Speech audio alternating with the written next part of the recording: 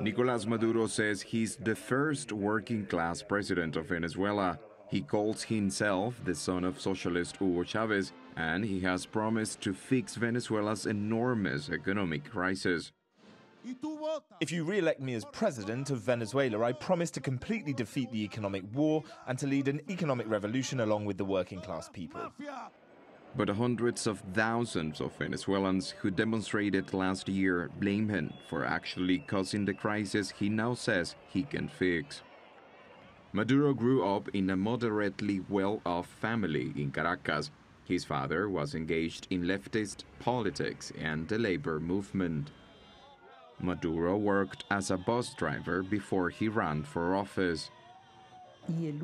He is someone who works hard to overcome challenges. He's always been like that. Manuel Berroteran and Nicolas Maduro studied politics together in Cuba as young men.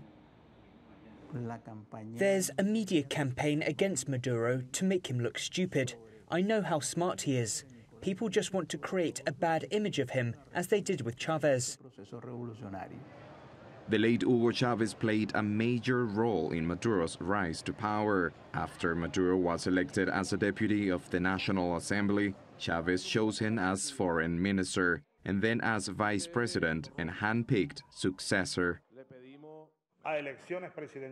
If something happens to me and presidential elections have to be called, I beg you to elect Maduro as Venezuela's next president. In March 2013, Maduro announced the death of Hugo Chavez. A few days later, Maduro was elected Venezuela's 50th president.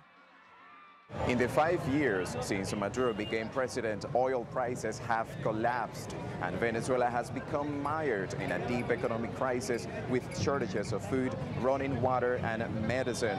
The country now has the world's highest rates of inflation. But despite these problems, Maduro still wields enormous power. Last year's election set up a new pro-Maduro assembly of lawmakers, and they are now rewriting the constitution to give him even more influence. Nowadays, Maduro is considered by many as a dictator. For other people, he represents the destruction of the legacy of Hugo Chavez. And for a tiny amount of Venezuelans, they still want him to be Venezuela's president.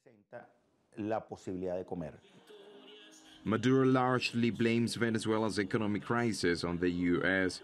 He has not directly answered how he plans to turn Venezuela's economy around. Yet, the combination of a manipulated electoral system and a weak opposition is expected to guarantee Maduro another 6-year term. Juan Carlos Lamas, TRT World, Caracas.